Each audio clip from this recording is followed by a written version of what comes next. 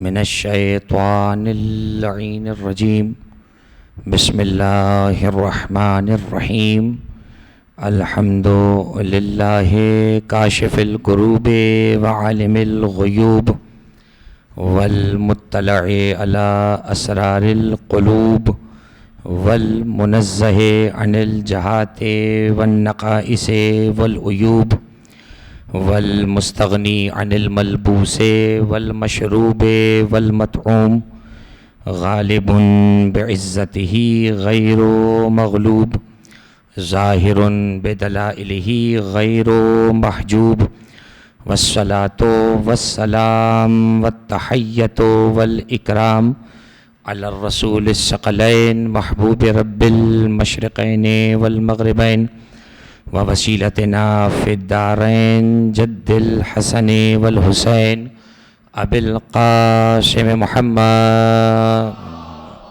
صلی علی محمد محمد وآلہ الطیبین الطاہرین المعصومین المظلومین المنتجبین المنتخبین واللعنۃ الدائمۃ علی اعدائہم اجمعین اما بعد فقد قال اللہ سبحانہ وتعالی فی محکم کتابہ المجید وفرقانہ الحمید وقولہ الحق بسم اللہ الرحمن الرحیم ومن یخرج من بیتہ مہاجرا الی اللہ ورسولہ ثم یدرکہ الموت فقد وقع اجرہ علی اللہ وَكَانَ اللَّهُ غَفُورًا رَحِيمًا صلوات پڑھے محمد و آل محمد۔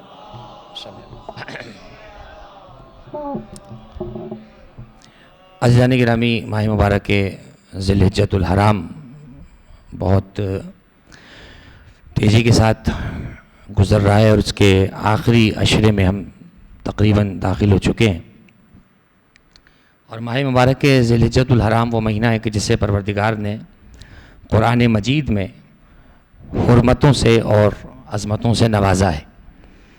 یوں تو یہ 12 کے 12 مہینے ہی اللہ سبحانہ و تعالیٰ کے ہیں، لیکن ان 12 مہینوں میں سے پروردگار عالم نے جن 4 مہینوں کو عزت عطا فرمائی ہے اور حرمت عطا فرمائی ہے، وہ 4 مہینے جو ہیں وہ رجب المرجب ہے، ذی قعدۃ الحرام ہے، ذی الحجۃ الحرام ہے اور محرم الحرام ہے۔ یہ 4 مہینے ہیں کہ جن کو پروردگار عالم نے شرف بخشا ہے۔ چنانچہ اس مہینے میں بہت زیادہ مناسبتیں ہیں، اور وہ نسبتیں براہ راست اہل بیت سے منسوب ہیں یا اہل بیت سے منسوب افراد سے منسوب ہیں۔ چنانچہ آج کی اس مجلس کا انتساب بھی ایک امام زادے سے ہے، اور ایک ایسے یوں کہیے کہ اللہ کے ولی سے ہے کہ جس کے دربار سے ولایتیں تقسیم ہوتی ہیں۔ چنانچہ آج کی اس مجلس کا انتساب حضرت سرکار عبداللہ الاشتر المعروف عبداللہ شاہ غازی علیہ الصلاۃ والسلام آج کی یہ مجلس منسوب ہے، اور ایک طرح سے یہ مجلس خراج ہے حضرت امام حسن مجتبیٰ کی بارگاہ میں، کیونکہ تذکرہ ان کے پوتے کا ہے، ان کے پڑپوتے کا ہے، اور یوں تو پورا ہی خانوادہ، چاہے صدیقہ طاہرہ ہو یا امیر المومنین ہو یا خود رسول اللہ ہوں، کہ جن کے خانوادے کے چشم و چراغ ہیں، گویا کہ ذکر حضرت عبداللہ شاہ غازی جو ہے وہ تمہید اور مقدمہ بنے گا ذکر امام حسن مجتبیٰ کا۔ زمانہ یہ اعتراض کرتا نظر آتا ہے کہ لوگ امام حسن کا ذکر کیوں نہیں کرتے۔ ایک تو میری سمجھ میں آج تک کی بات نہیں آیا کہ جو لوگ یہ اعتراض کرتے ہیں وہ یہ اعتراض چھوڑ کر خود ذکر امام حسن کیوں نہیں کرتے۔ مجھے 5 منٹ اعتراض کرنے میں آپ لگا رہے ہیں، اس 5 منٹ میں آپ کر لیجئے ذکر امام حسن۔ تو اصل میں یہ اعتراض برائے اعتراض ہے، یعنی یہ کوئی اعتراض ہے ہی نہیں، یہ بے تکی بات ہے کہ جو ہے وہ امام حسن کا ذکر کم کرتے ہیں۔ چنانچہ جہاں ایک یہ اعتراض ہے امام حسن کے حوالے سے، وہیں دیگر جو امام حسن کی شخصیت کے ساتھ تاریخ میں ناانصافیاں ہیں، تو تاریخ میں ظلم ہے۔ ایک ظلم کا معنی وہی ہے جو ہم سمجھتے ہیں تلوار سے قتل ہو جانا اور تیر لگ جانا، یہ ظلم یقیناً ہے، لیکن ایک ظلم وہ ہے کہ جو اس سے گہرا ظلم ہوتا ہے۔ ایک مرتبہ آپ کسی پہ تلوار کا گھاؤ لگائیں، وہ گھاؤ کبھی کبھار بھر جاتا ہے یا اس کی شہادت کے ساتھ وہ تکلیف ختم ہو جاتی ہے. ایک مرتبہ کسی کی شخصیت پر آپ ایسی چوٹ پہنچائیں کہ جتنا بلند مرتبے کا وہ شخص ہو اس کی شخصیت کو اتنی گہری اس کی ساکھ کو جو ہے نقصان پہنچتا ہے. تو ہم دیکھتے ہیں کہ اہل بیت علیہ السلام کے گھرانے میں جن کو تلوار سے کچھ نہ بن پڑا انہوں نے پھر زبان کے ذریعے اہل بیت کی کردار کشی کرنے کی کوشش کی. لیکن وہ کہاوت سب نے سنی ہے کہ سورج کا تھوکا منہ کو آتا ہے. تو ہم نے دیکھا کہ جس نے بھی اہل بیت کے دامن عصمت پر کوئی انگلی اٹھانے کی کوشش کی خدا نے اسے کل بھی ذلیل و رسوا کیا, وہ آج تک ذلیل و رسوا بنتے نظر آ رہے ہیں. چنانچہ آج کی اس مجلس کا انتساب حضرت عبداللہ شاہ غازی علیہ السلام سے اور ان کے صدقے میں خدا ہم پہ رحمت نازل کرتا ہے. اور یہ بات بھی ذہن میں رہے کہ یہ تو خیر امام زادے ہیں, لیکن ایک عام حدیث بھی پیغمبر اکرم کی عنوان سے ہے کہ عند ذکر الصالحین تنزل الرحمہ, نیک بندوں کا ذکر کرتے وقت رحمتوں کا نزول ہوتا ہے. یہ جو جملہ کہا نا عند ذکر الصالحین, صالحین کا ذکر کرتے وقت, تو صالحین کا دائرہ تو بہت بڑا ہے. مطلب جتنے بھی صالحین کہلائیں گے کیا وہ سارے صالحین اہل بیت میں ہیں؟ نہیں. جتنے صالحین ہم دنیا میں فرض کر لیں کیا وہ سارے صالحین امام زادے کہلائیں گے؟ نہیں, ایسا تو نہیں ہے. تو صالحین کا دائرہ بڑا ہے. پھر جو دائرہ تنگ ہوتا ہے وہ ہے امام زادگان کا دائرہ. سارے تو امام زادے نہیں ہیں. پھر امام زادگان کے بھی دائروں کو تنگ کر لیں تو بات آ جاتی ہے اماموں تک, اور پھر جب اماموں میں بھی دائرہ تنگ کریں تو بات آتی ہے سید الشہداء تک. پھر مزید دائرے کو تنگ کریں تو بات آتی ہے امیر المومنین تک, اور جب امیر المومنین تک پہنچیں گے تو پھر علی اور محمد دو نہیں ہیں بلکہ ایک ہی تصویر کے دو رخوں کو مصطفیٰ اور مرتضیٰ کہا جاتا ہے. ایک صلوات پڑھیے سرکار کی عظمتوں پر باواز بلند, اللہم صلی علی محمد و آل محمد. تو سب سے پہلے تو بہت خوبصورت کلام برادر عزیز نے پیش کیا, اور یہ ایک طریقہ کار رہا ہے ہمیشہ سے کہ جس ممدوح کا تذکرہ ہوتا ہے اس ممدوح سے متعلق جو ہے وہ اشعار نظم کی صورت میں پیش کیے جائیں. تو بہرحال اس ریت کو یہ یوں کہوں اس ڈوبتی ہوئی ریت کو بہرحال باقی رکھا گیا, اور حضرت سرکار عبداللہ شاہ غازی علیہ السلام کی خدمت میں وہ اشعار پیش کیے گئے جو یقیناً ان کی بارگاہ میں خراج بھی رکھتے ہیں اور باعث اجر بھی ہیں. چنانچہ خدا اس مجلس عزا کے طفیل ہماری حاجات کو بھی قبول فرمائے, اور جتنی دعائیں اس کلام کی صورت میں برادر عزیز نے کی باراللہ ان تمام دعاؤں کو ہم سب کے حق میں قبول و منظور فرمائے. سرنامہ کلام میں جو آیت تلاوت کی ہے وہ سورہ مبارکہ نساء کی ایک آیت کا ٹکڑا ہے, اور وہ اس آیت کا نشان 100 ہے. آیت طویل ہے لیکن ایک ٹکڑا میں نے تلاوت کیا ہے. میں ترجمہ کروں گا اور اس سے اندازہ ہو جائے گا کہ جو آیت میں نے تلاوت کی آیا اس کا موضوع سے کوئی ربط بھی ہے یا ربط نہیں ہے, کیونکہ بہت سی ایسی آیات ہوتی ہیں جن کو تلاوت تو کرتی جاتا ہے مگر ان کا موضوع سے کوئی ربط نہیں ہوتا ہے, اور بہت سے ایسے موضوعات ہوتے ہیں کہ جو رکھ تو لیے جاتے ہیں مگر وہاں ہونے والی گفتگو کا اس سے کوئی تعلق نہیں ہوتا. تو بہترین چیز یہ ہے کہ جو موضوع ہو وہی آیت ہو, جو آیت ہو وہی گفتگو ہو. جب تک گفتگو میں ریلیونسی نہ ہو, ایک تواتر نہ پائے جائے, تو نہ بولنے والے کا وقت گزرتا ہے نہ بیٹھنے والے کا وقت گزرتا ہے. ایک صلوات اور پڑھ دیں محمد و آل محمد پر باواز بلند صلی اللہ علیہ. چنانچہ سرنامہ کلام کی جو آیت ہے اس کا ترجمہ آپ خدمت میں پیش کر رہا ہوں. ارشاد پروردگار ہو رہا ہے وَمَن يَخْرُجْ مِن بَيْتِهِ مُهَاجِرًا إِلَى اللَّهِ وَرَسُولِهِ, جو شخص بھی اپنے گھر سے اللہ اور اس کے رسول کی طرف ہجرت کرتا ہوا نکلے, ثم يدركه الموت, اور راستے میں اگر اسے موت آ جائے, فقد وقع اجرہ علی اللہ, تو اس شخص کی موت کا بدلہ پھر اللہ پر ہوتا ہے. وکان اللہ غفور الرحیم, اور اللہ بہت زیادہ بخشنے والا اور رحم کرنے والا ہے. یہ آیت سورہ مبارکہ نساء کی جس کا نشان 100 ہے, اور ایک ٹکڑا اس آیت کا پڑھا ہے میں نے. پھر ترجمہ کر رہا ہوں وَمَن يَخْرُجْ مِن بَيْتِهِ, جو اپنے گھر سے نکلے اللہ اور اس کے رسول کی طرف ہجرت کرتے ہوئے. شرط گھر سے نکلنا نہیں ہے, صرف شرط یہ ہے کہ گھر سے نکلنے کا مقصد یہ ہو کہ اللہ اور اس کے رسول کی راہ میں نکل رہا ہے. جب یہ شرط آ گئی تو اس کا مطلب یہ ہوا کہ اگر یہ شرط ہٹ گئی تو بات پوری نہیں ہوگی. پھر آپ سب جانتے ہیں شرط اور مشروط کا مزاج کیا ہوتا ہے, ہاں, کل کے دن 6 بجے مسجد خیر العمر میں مجھے مغرب کی نماز سے پہلے ملنا. یہ جتنے جب لفظ میں نے کہے کل کا دن، ایک شرط خیر العمل، دوسری شرط مغرب سے پہلے، تیسری شرط نماز سے پہلے، چوتھی شرط، یہ 4 شرطیں. ایک شرط بھی اس میں سے نکل گئی تو میں وہاں نہیں ملوں گا آپ کو.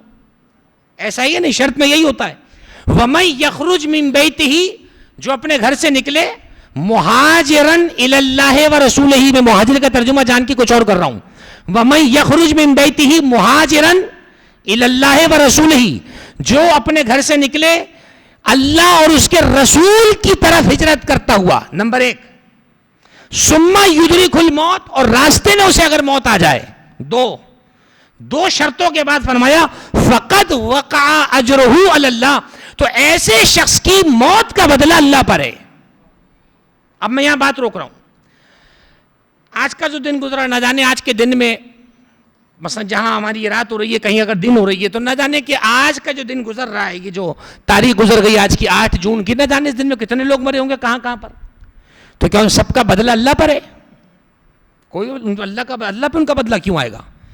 کوئی اللہ نے تھوڑی ان کو کہا تھا یا نکلو یا مرو، یا مثلا اللہ کی وجہ سے موت آئی؟ نہیں، ان کا ایک نظام تھا. اللہ نے ایک وقت ان کا مقرر کیا تھا، ان کا وقت پورا آیا، وہ وقت پورا ہو گیا، چلے گئے. یہ جو آیت کہہ رہی ہے جو اللہ اور رسول کی طرف ہجرت کرتا ہوا اپنے گھر سے نکلے اور اسے رستے میں موت آ جائے تو اس کا اجر اللہ پر ہے. یہ کون لوگ ہیں کہ موت تو ادھر بھی آئی، لیکن چونکہ یہ اللہ کے راستے میں نکلے ہوئے تھے تو اب ان کی موت کا جو بدلہ ہے وہ کس پر آ جائے گا؟ اللہ پر. اللہ کو چاہیے اب ان کی موت کا بدلہ لے. وَكَانَ اللَّهُ غَفُورًا رَحِيمًا، اور اللہ بہت زیادہ جو ہے وہ بخشنے والا اور رحم کرنے والا ہے. اب اس ایک لفظ پر بات کرنی ہے. پہلے میں ایک لفظ اٹھا رہا ہوں اس آیت سے. یخرج، خروج سے نکلا ہے، سب جانتے ہیں ایگزٹ کے ساتھ لکھا ہوتا ہے خروج، ایگزٹ. وَمَن یخرج، یخرج پہ بات نہیں کرنی. بیت سب کو پتہ ہے گھر کہا جاتا ہے. ویسے تو مہاجر بھی سب کو پتہ ہے کسے کہا جاتا ہے، لیکن میں اس لفظ سے جو مہاجر کا اوریجن ہے ہجرت، اس پہ بات کر کے آگے بڑھ رہی ہے گفتگو. بھائی مہاجر اس میں فاعل ہے نا، ہجرت سے نکلا ہے. اب لفظ ہجرت پہ 2 باتیں سنیے گا. ہجرت کا لفظی معنی ہے کسی جگہ یا کسی مکان کو چھوڑ دینا، یہ لفظی معنی ہے. ٹھیک ہے. ایک لفظ سنا ہوگا آپ نے، غزلیات پہ استعمال ہوتا ہے، ہجر. ہجر کا معنی جو ہے وہ اسی سے نکلا ہے. یعنی مثال دے رہا ہوں سمجھانے کے لیے. ویسے تو فرش ازا وہ مقام ہے کہ جہاں پر حقیقی محبت سے ہمیں قریب کیا جاتا ہے، لیکن اس سمجھانے کے لیے میں مجازی عشق سے ایک مثال دیے دیتا ہوں. ہجر کا لفظ وہاں استعمال ہوتا ہے جہاں محبوب اپنی محبوبہ کے چھوڑ جانے کا رونا رو رہا ہو، تو یہ لفظ ہجر وہاں پر استعمال ہو رہا ہوتا ہے، اسے کہا جاتا ہے. ٹھیک ہے. اسی ہجر سے بنا ہے ہجرت، اور اسی ہجرت سے بنا ہے مہاجر. فرمائے جو اپنے گھر سے اس عالم میں نکلے اللہ اور اس کے رسول کی طرف، شرط یہی ہے اللہ اور اس کے رسول کی طرف کہ وہ ہجرت کر کے نکلا ہے، چھوڑ کے نکلا ہے اپنے گھر بار کو، اپنے شہر کو، اپنے پیدا ہونے کے وطن کو، اپنے بیوی بچوں کو، اپنے مال مویشی کو، اپنے زمین کو، اپنی جائیداد کو، اپنے ماں باپ کی قبروں کو. یعنی جب آپ ایک وطن چھوڑتے ہیں تو صرف آپ مکان نہیں چھوڑ رہے، آپ اپنا ذریعہ معاش وہاں چھوڑ رہے ہیں، آپ اپنے آباء و اجداد کی قبور وہاں چھوڑ رہے ہیں، آپ اپنے اہل و عیال کو وہاں چھوڑ کر جا رہے ہوتے ہیں. یہ سب کچھ آپ چھوڑ کر جاتے ہیں. اور اتنا بڑا آدمی جب اسٹیپ کب اٹھاتا ہے؟ جب کوئی سنگین مسئلہ اس کے سامنے ہو. ایسا ہوتا ہے یا نہیں ہوتا ہے؟ کوئی اپنا گھر بار چھوڑنے کو تیار نہیں ہوتا ہے. تو ہجرت کا بنیادی معنی سمجھ لیجئے کیا ہے. تو اگر ہجرت کا معنی میں سمجھانے میں کامیاب ہوا تو اس آیت کا موضوع سے ربط واضح ہو جائے گا. ہجرت کا لغوی معنی یہی ہوا کسی کو چھوڑ دینا یا تنہائی میں پڑ جانا. وہ تنہائی وہی معنی کہ اکیلے چھوڑ دینا، اسی کو ہجرت کا ہے. لیکن شریعت کی زبان میں یہ ہجرت بار بار استعمال ہوا ہے. شریعت کی زبان میں جو ہجرت کا لفظ بار بار آیا ہے، مکے سے ہجرت، حبشہ کی ہجرت، یمن سے ہجرت، کربلا سے ہجرت، مدینے سے ہجرت. یہ جو ہجرت کا لفظ شریعت میں آیا ہے، اس کا مراد معنی کیا ہے؟ اس سے مراد یہ ہے، ترجمہ وہاں پہ یہی ہوگا کہ مثلا امام حسین نے مدینے سے ہجرت کی، گھر بار چھوڑا نا، اپنے عزیز و اقربا کو چھوڑا جنہیں چھوڑ کر آنا تھا، اپنے باپ دادا کی قبروں کو چھوڑا، اپنی ماں کی قبر کو چھوڑا. وہی تو کہتے میں بھی بتا رہا تھا آپ کو. فرق ہے لیکن باریک سا فرق یہ ہے کہ عام آدمی کی ہجرت وہ ہوتی ہے کہ جو کسی غرض پر مبنی ہو. جان بچا رہی ہے، چھاپے پڑ رہے ہیں، اس شہر سے نکلا اس شہر بھاگ گیا. جان بچانی ہے، ادھر کوئی پیچھے پڑ گیا، اس کے مثلا جتھا جان بچانے کے لیے دوسرے شہر بھاگ گیا. لیکن معصوم جب ہجرت کرتا ہے، توجہ کیجئے گا، بات یہاں سے آگے بڑھ رہی ہے، معصوم جب ہجرت کرتا ہے جب وہ دین کی بقا کو تصور میں رکھتا ہے. یہ جملہ بڑا سادہ سا بغیر نمک مرچ کا ہے، لیکن اس کو سمجھ کے رکھیے گا. معصوم جب ہجرت کرے گا تو اس کے پیش نگاہ دین کی بقا ہوتی ہے. رسول اللہ نے مکہ شوق میں نہیں چھوڑا ہے. اگر شوق میں چھوڑا ہوتا تو مکے کی پہاڑیوں کو روتے روتے دیکھ کر نہ جا رہے ہوتے. شوق میں چھوڑا ہے، چلے جائیں، روتے ہوئے جا رہے ہیں. ابوا کی پہاڑی سے گزرے. ابوا ایک پہاڑی کا نام ہے درمیان میں، جو مکہ مدینہ کے بیچ کی پہاڑیاں ہیں. اور یہ وہ پہاڑی ہے کہ جس پر حضرت آمنہ سلام اللہ علیہ کی قبر، جو پیغمبر اکرم کی والدہ ہیں. صلوات پڑھیں حضرت آمنہ سلام اللہ علیہ کی عظمت پر. اللہم صلی علی محمد وآل محمد. مکہ اور مدینہ آپ سب جانتے ہیں، مکہ مکرمہ بیسیکلی مکمل پہاڑی علاقہ ہی ہے، درمیان میں چاروں طرف پہاڑ ہیں. خدا ہم سب کو حج بیت اللہ اور عمرہ مفردہ 13 رجب المرجب کی زیارت نصیب فرمائے. آپ دیکھیں جو حرم میں جب کھڑے ہوتے چاروں طرف پہاڑ نظر آ رہے ہوتے ہیں آپ کو. تو پہاڑی پر حضرت آمنہ کی قبر ہے. جب رسول جا رہے تھے مکے سے تو رستے میں رکے اور اس قبر پہ بیٹھے، وہاں پہ خاک کو برابر کیا اور بہت دیر تک بیٹھ کے روتے رہے، دعائیں کرتے رہے اپنی والدہ کے لیے. تو اصحاب نے جب پوچھا تو فرمایا کہ تم بھی میری والدہ کی زیارت بجا لاؤ اور ان کے لیے تم جو ہے وہ کلمات پیش کرو اور ان کے صدقے سے اپنے لیے دعا کرو. تعلیم پیش کری. اور ہمارے ائمہ میں 7ویں امام وہ ہیں کہ جن کی ولادت اسی مقام پر ہوئی جسے مقام ابوا کہا جاتا ہے. اور اسی کا ایک سبب ہے کہ 7ویں امام کے حرم میں جب آپ جاتے ہیں، کاظمین میں جو حرم ہے 7ویں اور 9ویں امام کا، جب آپ وہاں جائیں گے تو امام کے روزے کے جو مختلف دروازے ہیں اس میں ایک دروازے کا نام ہے باب الابوا. باب الابوا. اب ابوا ہے مکہ اور مدینہ کے بیچ. یہ کاظمین نے بغداد میں 7ویں امام کے روزے میں ابوا کا دروازہ کیا کر رہا ہے؟ تو عجب نہیں پلٹ کر جواب آئے کہ مسلمان احسان فراموش اتنے ہیں کہ جس نبی کے نام پہ صدقہ کھاتے ہیں اس کے باپ کو بھی بھلا بیٹھے، اس کی ماں کو بھی بھلا بیٹھے. ہم نے اس لیے دروازے کا ایک نام باب ابوا رکھا تاکہ جب پوتے کے دروازے میں داخل ہو تو دادی کا تذکرہ یاد آتا چلا جائے. ایک صلوات پڑھی حضرت آمنہ سلام اللہ علیہ کی عظمتوں پہ بابا جی. اللہم صلی علی محمد. غور فرمایا آپ نے. تو اب ذرا ہجرت کا معنی سمجھیے. پیغمبر اکرم رہ سکتے تھے مکے کے اندر. حضرت ابو طالب کے بعد علی موجود تھے وہاں پر. اور یہ علی وہ ہیں جو بچپن میں ہڈیاں توڑنے کی مشق کر چکے ہیں. تو جب بچپن میں ہڈیاں توڑ چکا ہو اسے 12-15 سال میں گردن توڑنے میں دیر نہیں لگنی تھی. لیکن مصلحت پروردگار یہ تھی کہ اب مکے میں جتنا دین پہنچانا تھا پہنچا دیا. اب حکم پروردگار یہ ہوا کہ مکے سے چلے جائیں مدینے کی طرف. ہجرت ہوئی. تو جب مکے سے مدینے آئے 23 سال کا جو عرصہ قرآن کے نازل ہونے کا ہے وہ ڈیوریشن ٹائم پیریڈ کہاں پر ہے؟ مدینے کے اندر. ہجرت کا مقصد سمجھ میں آیا؟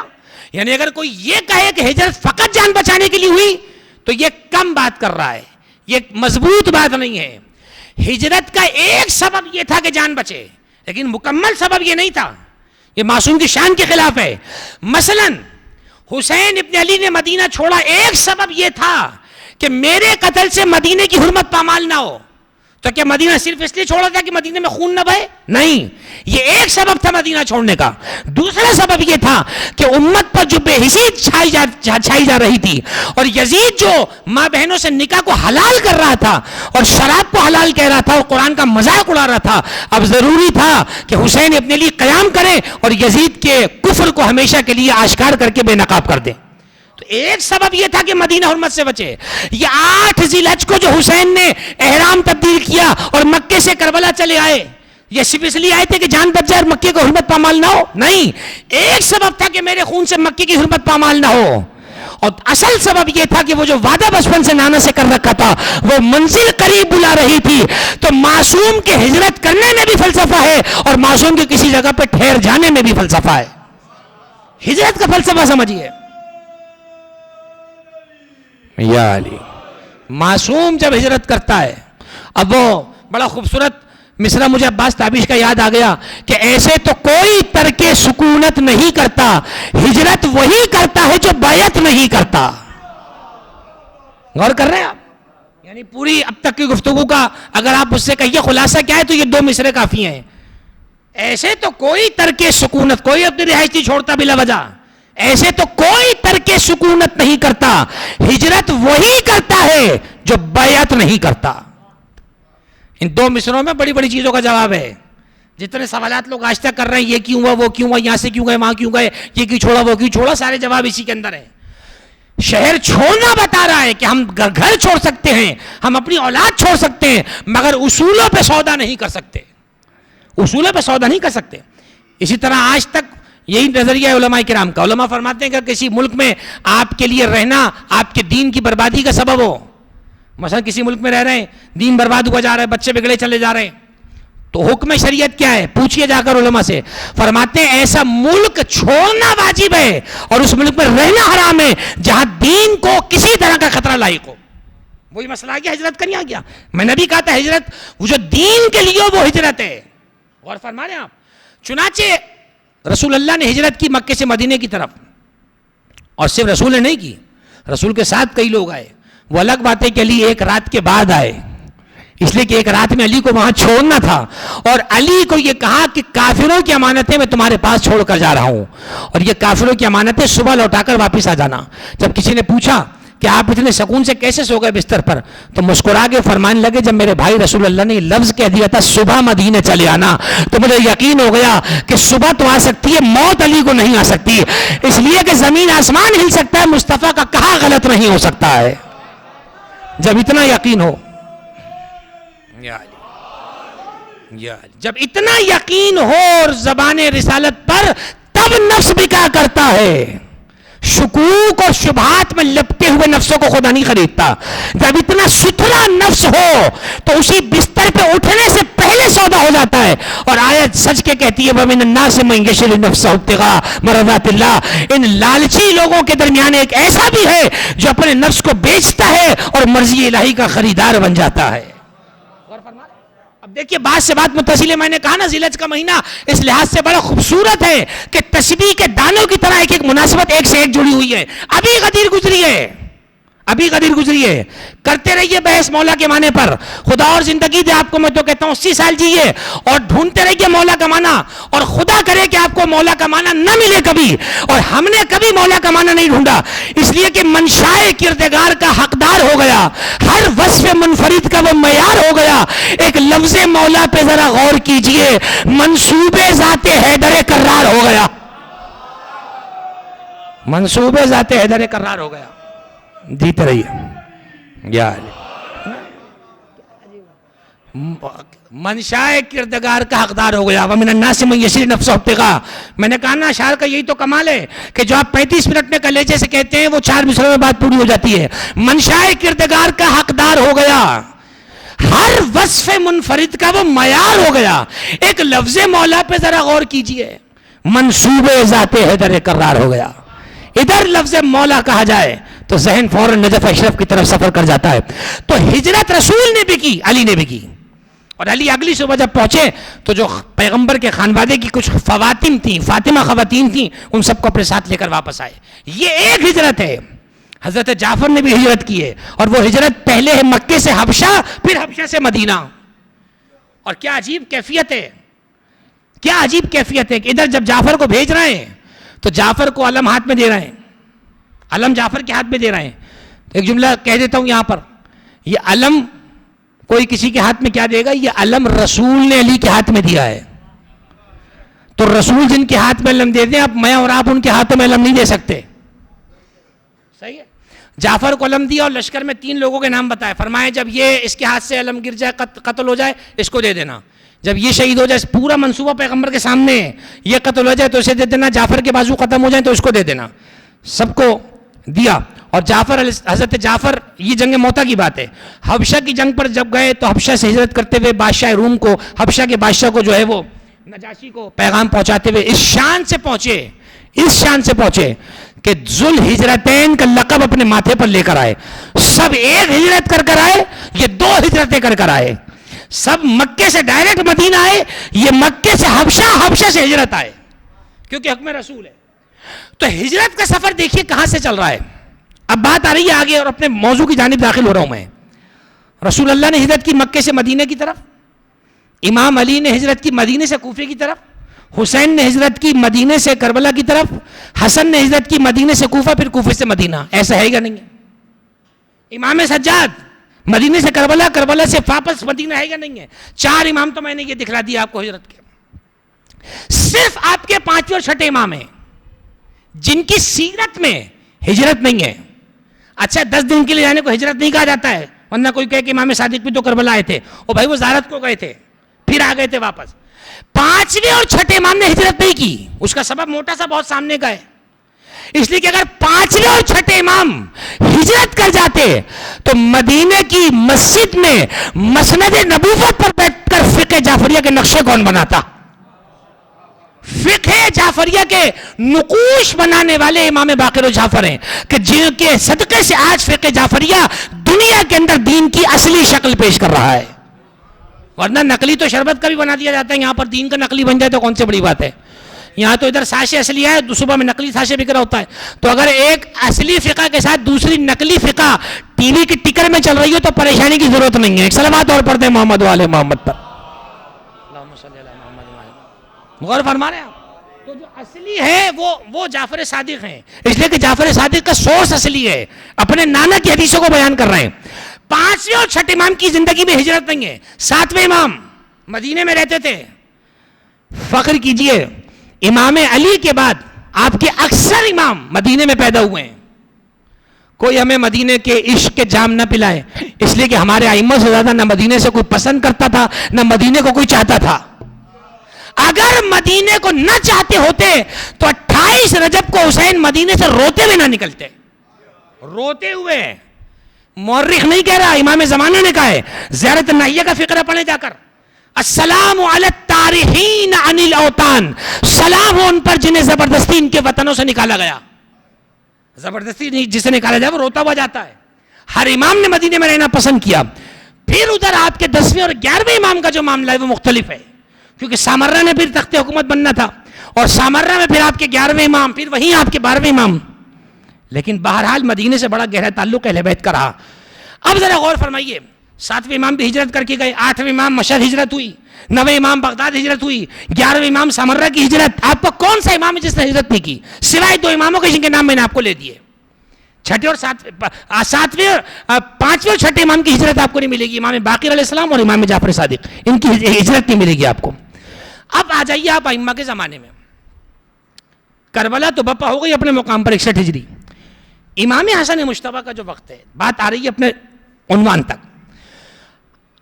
ایک عجیب جملہ مورخین نے لکھا ہے کتابوں میں. پہلی بات تو یہ ذہن میں رکھیے گا کہ امام حسن بھی کوثر ہیں اور امام حسین بھی کوثر ہیں, کیونکہ دونوں براہ راست انا اعطینا کل کوثر کی تفسیریں براہ راست, یہ ذہن میں رکھیے گا. جناب صدیقہ طاہرہ سلام اللہ علیہ سے نسل چلی, بیٹی تھی. خدا کا نظام تھا کہ بیٹی کے بیٹوں کو نبی کا بیٹا کہہ دوں تاکہ فاطمہ کے بچے علی کے بچے تو ہو, نبی کے بچے بھی کہلائیں. ایسا ہے یا نہیں ہے؟ اسے کہتے ہیں خدائی منصوبے. خدا آپ سب کو سلامت رکھے, آپ کی اولاد کو باعث عزت قرار دے. آپ کے بیٹے کی اولاد وہ آپ کی اولاد کہلائے گی. آپ کی بیٹی کی اولاد رشتہ تو ہے نواسے کا, وہ آپ کی اولاد نہیں ہے, وہ اس کی اولاد ہے جس کے گھر میں وہ گئی ہے. اس سے اس کا شجرہ آگے بڑھ رہا ہے, آپ کا شجرہ آپ کے بیٹے سے آگے بڑھے گا. تو خدا یہی تو چاہتا تھا کہ نسل مصطفیٰ کی آگے بڑھے, مگر بیٹی سے ایسے بڑھے کہ جو سلسلہ عبداللہ اور ابو طالب سے ڈائیورٹ ہوا تھا وہ علی و فاطمہ کے ذریعے دوبارہ مل جائے, اور مرج البحرین کہہ کر ان دونوں کی نسل کو ابو طالب کی نسل بھی کہوں, مصطفیٰ کی بھی نسل کہوں. یہ ہے منصوبہ خدا کا.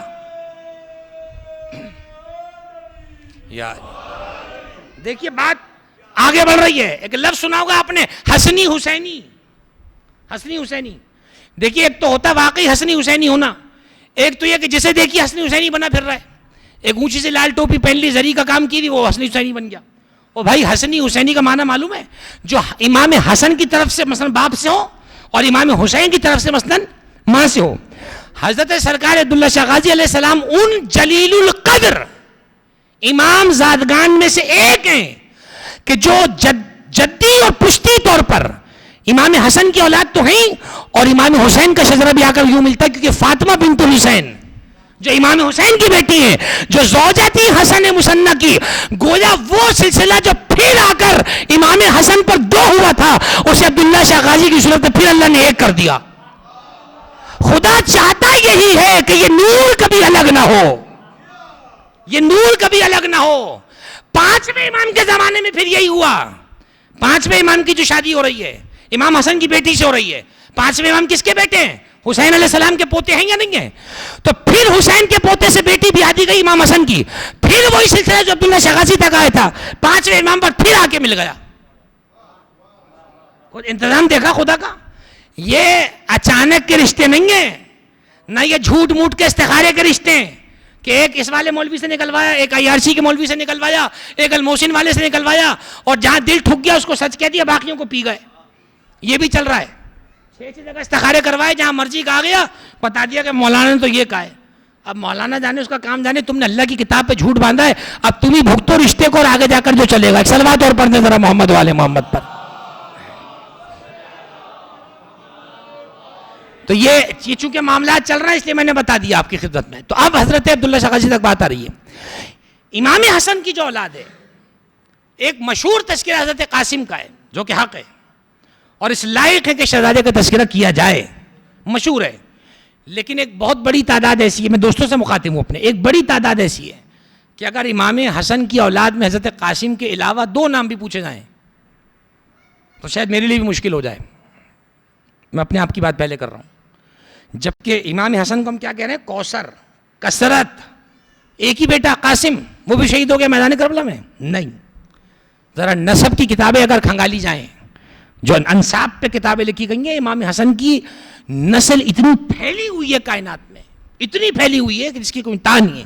جیسے سید الشہداء کی نسل، صاحب امام زین العابدین سے عابدی، امام باقر سے، امام جعفر سے جعفری، امام موسیٰ کاظم سے کاظمی، امام رضا سے رضوی، یہ ان کی بھی نسلیں آگے آگے جا کر. یعنی ہجرت کا سفر رکا نہیں.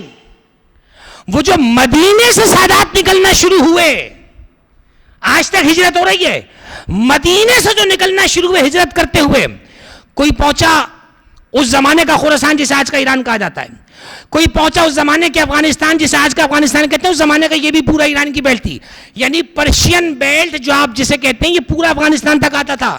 پرانی کتابوں میں جب پڑھیں گے، غور کر رہے ہیں آپ، یہاں تک سادات پھیلتے گئے. پھر آپ کے ادھر آ جائیے، یہ ہندوستان سے ادھر پورے جو آپ کا جو اپر پنجاب پورا شروع ہو رہا ہے، سب سادات اس شریف کے اندر تو بہت ہیں. پھر آپ صاحب ادھر آ جائیے، ہجرت کرتے ہوئے شہر میں جب روٹی اور بھوک خرید کے ہمیں یہاں پر جو ہے وہ گھسیٹ کے لے کر آئی. ہجرت مسلسل چل رہی ہے ہجرت. اب اس کے 2 فلسفے ہیں، موٹے سے فلسفے یاد رکھیے گا. نمبر 1 وہی جو میں نے بتایا کہ جہاں دین پہ عمل کرنا مشکل ہو وہاں سے نکل جاؤ. اور دوسرا فلسفہ یہ تھا کہ ہمارا پیغام ایک جگہ نہ رکا رہے، ہمارا پیغام ایک جگہ نہ رکا رہے. جب یہ کہیں ہجرت کر کے جائیں تو ہمارے پیغام کی خوشبو کو دوبارہ ساتھ لیتے ہوئے جائے. مثلا میں مثال دیتا ہوں، بہت دور کی بات نہیں کرتا میں. ہمارے بڑوں نے ہجرت کی مثلا ہندوستان سے، ٹھیک ہے. اب ہندوستان میں ظاہر ہے کہ وہاں پھر پیچھے سے آئے وہ سب، وہ بھی تاریخیں لکھی ہیں، یعنی 1700-1800 کی جو تاریخ ہے. اب یہاں جب آئے تو آپ دیکھیے عزاداری کے رنگ ہیں یا نہیں ہے. سب کی اپنی اپنی تہذیب ہے، اور سب اسی عزاداری کے پیغام کو لے کر آئے، اور سب اولاد رسول ہیں، اور سب وہی شجرے اپنے ساتھ رکھتے ہیں. یہ تھا سلسلہ جو ائمہ کی نسلیں مختلف شہروں میں جا رہی تھیں. جب بنو امیہ کا زمانہ شروع ہوا اور چن چن کے قتل کیا جا رہا تھا سادات کو، تو ائمہ نے اپنے چاہنے والوں کو حکم دیا، انتشروا، منتشر ہو جاؤ. اب انتشروا کو مانا لوگ یہ سمجھے کہ اس علاقے میں کہیں آگے پیچھے ہو جاؤ. امام نے فرمایا دور دور شہروں میں نکل جاؤ، تاکہ کوئی تمہارا پیچھے، کتنا پیچھا کرے گا کسی زمانے کا کوئی. آج تو آپ کی جتنا بھی چاہے کوئی پیچھا نہ کرے، یہ موبائل سب کا پیچھا کروائی دیتا ہے. تو اس زمانے میں ایسا کوئی تھوڑی تھا. اس زمانے میں نکل گئے، شہر سے نکل گئے، ڈھونڈتا رہے کون کہاں گیا. وہ کسی کی حد پہ کہیں چڑھ گیا تو چڑھ گیا، ورنہ وہ جو گیا وہ گیا. یہی تو ہوا ہے. یہ جو 1400 سال بعد بھی اولاد رسول بچی ہوئی ہے، کیسے بچی ہے؟ ہجرتیں جو کرتے چلے گئے، آگے نکلتے چلے گئے. اب جتنوں کو وہ مدینے میں مار رہے تھے اتنے زیادہ اور پھیلتے چلے گئے. یہی تو ہوا ہے نظام. یعنی ان بے وقوفوں کے ساتھ اللہ نے کیا ہی ہے کہ یہ جن کو ختم کرنے کے لیے مار رہے تھے وہ اپنے پیچھے 100 اور چھوڑتے چلے گئے. تو گویا کہ قدرت نے ان کا منصوبہ ایسے فیل کر دیا، تم جتنے مارو گے ہم اس سے زیادہ پیدا کر دیں گے. ایسا ہے گا نہیں ہے؟ چنانچہ امام حسن کی جب اولاد کو آپ دیکھتے ہیں، حضرت قاسم تو حضرت ام فروہ سلام اللہ علیہ سے ہیں، جب ادھر آپ آتے ہیں تو آپ دیکھیے عبداللہ محض ایک نام آتا ہے، پھر حضرت حسن، اب وہ حسن ہی تھے، نام حسن ہی ہے، مثنیٰ نام نہیں ہے.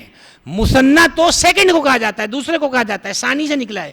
فرق کرنے کے لیے کہ ریزمبلنس نہ ہو باپ اور بیٹے کے نام میں، پوتے اور دادا کے نام میں، حسن مثنیٰ دوسرا حسن، یہ فرق کرنے کے لیے کہا. بیٹے امام حسن کے، حسن مثنیٰ کے بیٹے محمد نفس زکیہ، پھر ان کی 11 اولادیں، ذرا ملٹی پلائی کرتے رہیے گا یہاں پر آپ. حضرت عبداللہ محض کی 11 اولادیں، محمد نفس زکیہ کی 11 اولادیں، اور 11 اولادوں میں سے ایک حضرت عبداللہ شاہ غازی. اب یہ پورا نام اتنا بڑا نام نہیں ہے، نام تھا عبداللہ، نام عبداللہ تھا. اشتر اسے کہا جاتا ہے جس کی آنکھ پر کسی زخم کا نشان ہو اور جس وجہ سے اس کی بینائی کم ہو جائے، اسے اشتر کہا جاتا ہے.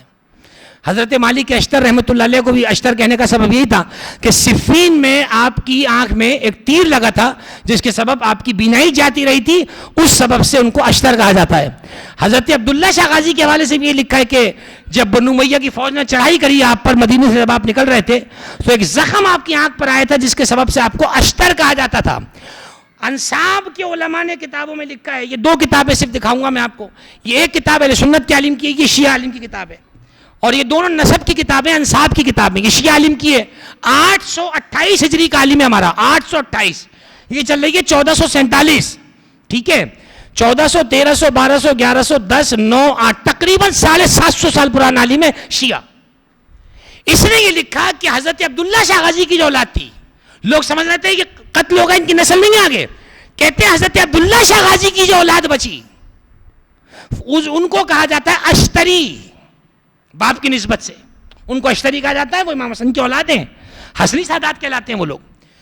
تو فرماتے ہیں کہ حضرت عبداللہ شاہ غازی جب زمانہ تھا تو یہ زمانہ کون سا تھا؟ منصور کا زمانہ تھا. تھوڑی سی مجلس ساز کا ہم روایت سے ہٹ کرو گی، لیکن مجبوری ہے تاکہ موضوع پہ بات ہو اور سرکار کا ذکر کچھ ہو جائے، ان کے ذکر کی برکت سے ہماری بات آل محمد کی بارگاہ میں پہنچ جائے.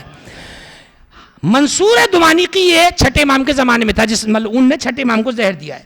منصور جب تخت خلافت پر آئے تو جب اس نے محسوس کیا حکومت ہماری ہل رہی ہے اور حکومت گرنے والی ہے، تو اس نے کہا کہ اگر ووٹ بینک چاہیے تو شیعوں کو مارو.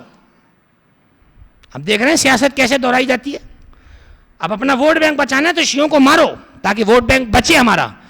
اس نے جو ہے کو خوب شیعوں کو قتل کروایا.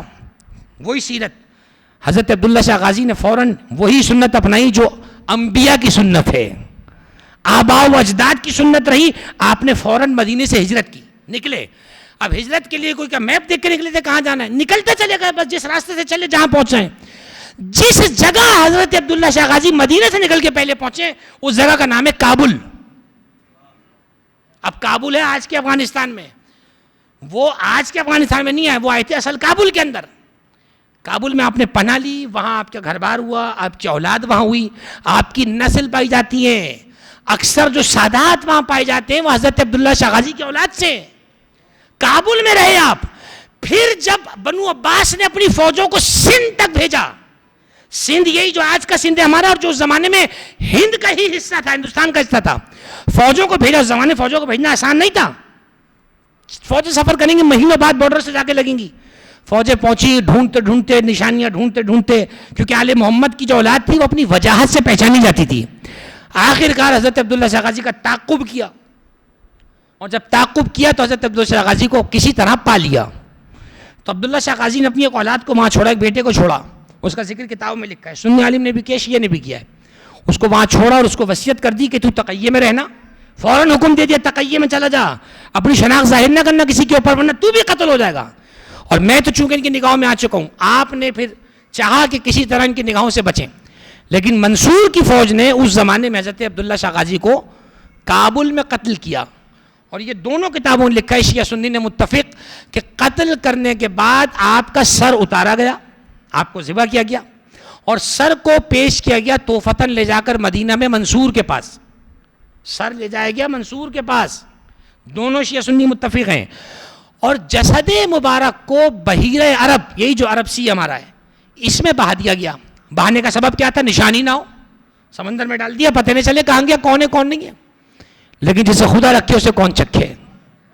جو خدا 3 دن کے موسیٰ کو صندوق میں بچا سکتا ہے، وہ اولاد فاطمہ زہرا کے اندر ان کے چشم و چراغ کے جسد خاکی کو بھی بخیر و عافیت اس مقام پہ پہنچا سکتا ہے. اب یہاں جملہ میں خدمت میں پیش کر رہا ہوں.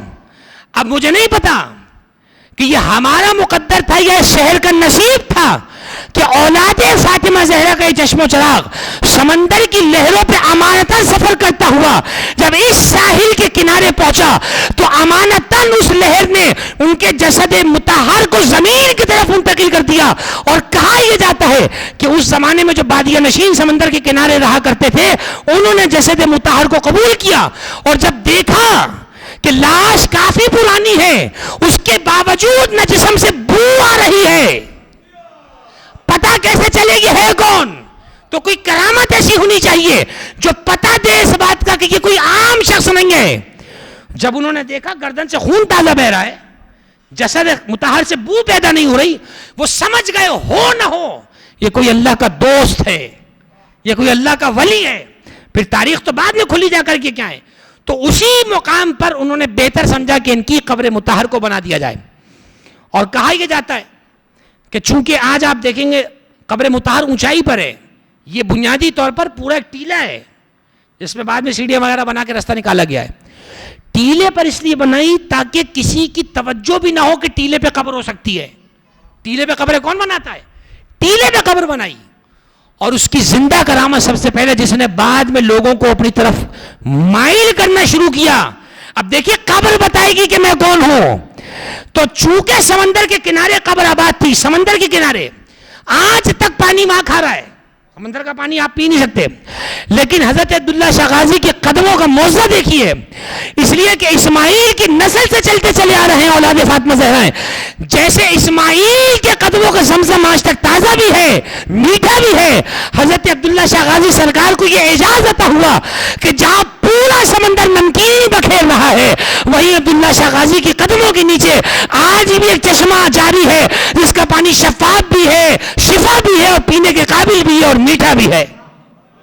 ایک صلوات پڑھیے امام حسن مجتبیٰ کی عظمتوں پر بآواز بلند. اللہم صلی علی محمد. غور فرمایا آپ نے؟ تو یہ اس کے بعد پھر جب یہاں قبر بنی، ابھی 2-4 سال پہلے لوگوں نے جو ہے وہ بکواس کرنا شروع کی کہ کوئی قبر نہیں ہے یہاں پر اور یہ سب اڑایا ہوا ہے اور یہ وہ ہے، لیکن سب جانتے ہیں وہ چھوٹا سا طبقہ آٹے میں نمک کے برابر جس کے کہنے کی ان کے گھر میں کوئی حیثیت نہیں ہے، ہمارے نزدیک کی حیثیت ہوگی ان کی. ایک بہت بڑی تعداد شیعہ سنی مسلمانوں کی اس بات کی قائل ہے اور عقیدت مند ہے کہ یہی مرکز حضرت عبداللہ شاہ غازی سرکار علیہ الصلوۃ والسلام کا ہے، اور سب کی عقیدتوں کا قبلہ و کعبہ سرکار کا روضہ ہے. غور فرمایا آپ نے؟ یہ تو ہو گئی یہاں تک ایک مختصر سی بات آپ کی خدمت میں جو بیان کرنی تھی. اب بات یہ ہے کہ حضرت عبداللہ شاہ غازی کو اللہ کے ولی ہونے کا درجہ حاصل ہے، ولایت ان کے پاس ہے. دیکھیے ایک قسم کی ولایت وہ ہے کہ جو ہم چلیے کہہ دیتا ہوں، ایک ہے جعلی ولایت، ایک ہے اصلی ولایت جو اللہ کی دی ہے. جعلی ولایت کون سی ہے؟ وہ 2 میاں بیوی نے آپس میں طے کیا، کہنے لگے تو مجھے ولی بول اور میں تجھے ولیہ بولوں گا. جہاں اللہ کی طرف سے نہ ہو وہاں پھر بلوایا جاتا ہے ولی منہ سے. تو مجھے ولی بولنا میں تجھے ولی بولوں گا. تو کہنے لگی بیوی، کہنے لگی پاگل ہوا ہے، ولی بول رہا ہے، دلیل کیا ہے؟ یعنی اتنا وہ بھی جانتے تھے کہ ولایت کے لیے دلیل چاہیے، زبانی جمع خرچ سے ولایت نہیں آتی ہے. ولی وہ ہوتا ہے کہ اس سے اگر کچھ کہا جائے تو وہ کر کے دکھائے، جو بغلے جھانکے اسے ولی نہیں کہا جاتا ہے. تو انہوں نے آپس میں طے کیا، کنسنسس کے ساتھ کیا جائے. تو شوہر کہنے لگا کہ میں دعا کروں گا کسی دن بارش ہو، تو جس دن ہو جائے گی تو کہہ دینا آج انہوں نے دعا کی تھی، اور جس دن نہیں ہوگی تو میں کہہ دوں گا آج میری بیوی نے دعا کی تھی تو ان کی دعا سے بارش نہیں ہوئی ہے. کتنی بڑی دلیل دے رہے ہیں. اب حقیقت میں ہوتا کیا ہے؟ 2 ہی صورتیں، یا تو بارش ہوگی یا نہیں ہوگی. تو کہہ رہا ہے جب ہوگی تو میں ولی، جب نہیں ہوگی تو ہم سمجھیں گے تو ولی. تو جہاں غدیر کی ولایت پہ ڈاکہ ڈال دیا جائے وہاں اسی طرح کے ولی پائے جاتے ہیں. تو ایسے لنگڑے لولے ولی آپ کو مبارک ہو، ہمیں غدیر والا ولی مبارک ہو. ایک صلوات پڑھی عظمت مولا کائنات پر بآواز بلند. غور کر رہے ہیں علی بس بات تمام ہو رہی ہے, زیادہ وقت نہیں لوں گا, بات اپنے وقت میں تمام ہو جائے. تو یہ ہے ولایت. غدیر کی ولایت یہ ہے کہ جو کہہ دے وہ ہو جائے, اس لیے کہ ولایت میں چوں چرا نہیں ہوتا ہے, ولی جو کہہ دیتا ہے وہ ہو جاتا ہے. چنانچہ حضرت عبداللہ شاہ غازی کے پاس جو ولایت ہے, دیکھیے یہ ولایت کسی دربار کی دی ہوئی نہیں ہے, یہ ولایت وہ ہے کہ جو ان کے گھر کی چیز ہے, ان کے گھر سے سب کو چلی ہے. اب میں 2-3 باتیں آپ کی خدمت میں پیش کر کے جلدی سے گفتگو کو سمیٹ رہا ہوں. یہ کتاب ہے الخلافت الباطنیہ, باطنی خلافت, اور یہ لکھنے والا قاری ظہور احمد فیضی, بہت چل رہا ہے آج کل, لاہور کا عالم دین اہل سنت کا. تو اب اہل بیت کی محبت کا کمال یہ ہے کہ وہ جن کا ہوتا ہے وہ بھی اسے نہیں مانتے, اور وہ جو بننے کی کوشش کرتا ہے وہ بھی اسے نہیں مان رہے ہوتے ہیں. وہ ڈر رہے ہوتے ہیں پتہ نہیں ہمارا بھی ہے یا نہیں ہے, آدھی وہاں کی کر رہا ہے, آدھی وہاں کی کر رہا ہے. تو اس لیے شکر کیا کیجئے کہ اللہ نے آپ کو اور مجھے ریڈی میڈ شیعہ بنایا ہے. آپ اور میں کوئی پوڈ کاسٹ والے شیعہ نہیں ہیں کہ پوڈ کاسٹ سنیں گے, مناظرہ کریں گے تو شیعہ بنیں گے. الحمدللہ ہم ریڈی میڈ شیعہ ہیں, اور اصلی شیعہ ہیں, اور کسی کی شیعت کو جانچ سکتے ہیں الحمدللہ. تو اب یہ خلافت باطنیہ کتاب لکھی ہے. یہ جو لفظ ہے نا باطنی خلافت, یہ بہت عرصے پہلے ایک ڈاکٹر تھے عالم دین, انہوں نے چورن بیچا ہی والا, اور انہوں نے کہا نہیں باطنی خلافت تو حضرت علی کے پاس پہلے نمبر سے ہے, مگر ظاہری والی چوتھے نمبر پر ہے. تو گزارش ان کی خدمت میں یہ ہے کہ خدا ان کو زندگی دے, جلدی سے اس حقیقت کو تسلیم کر لیں. یہ باطنی خلافت جو آپ کہہ رہے ہیں, تو یہ بتائیے رسول اللہ کی جو رسالت تھی وہ ظاہری تھی یا باطنی تھی؟ جب انہیں رسول مانتے ہو ظاہری طور پر, تو علی کو باطنی خلیفہ کہہ کر بیوقوف کسے بنا رہے ہو؟ یعنی تم بھی خوش یہ کہہ کر, وہ والے بھی خوش. تو بات یہ ہے کہ علی کو خوش کرنے کے لیے سب کو تو راضی نہیں رکھ سکتے آپ, 2-4 کو ناراض تو کرنا پڑے گا جو ہم نے کیا ہے. ایک صلوات اور پڑھ دیں محمد والے محمد پر, بابا سے بولا بس جلدی سے سنیں, پتہ چل جائے سرکار عبداللہ شاہ غازی کا مقام کیا ہے. یہ صفحہ نمبر 48 میرے سامنے کھلا ہوا ہے. سوال کیا گیا شاہ عبدالعزیز محدث دہلوی سے, یہ قطب کسے کہتے ہیں؟ قطب قینچی والا قاف تو اور بے. ویسے تو قطب کہتے ہیں چکی کے 2 پارٹ کے بیچ میں جو روڈ ہوتی ہے اسے کہا جاتا ہے. ویسے قطب کو قطب اس لیے کہا جاتا ہے کیونکہ وہ 2 پارٹ کو آپس میں ملا کے رکھتا ہے, اور جب تک وہ ملائے رکھتا ہے تب تک چکی کا دانہ پستا ہے. جب وہ بیچ سے نکل جائے تو نہ پہلا والا کسی کے قابل رہتا ہے نہ دوسرا کسی کے قابل رہتا ہے. علی نہج البلاغہ میں فرماتے ہیں میری مثال خلافت کے درمیان اس قطب کی طرح ہے کہ اگر میں بیچ سے نکل گیا نہ پہلا کسی کام کا نہ دوسرا کسی کام کا رہے. یہی ہے.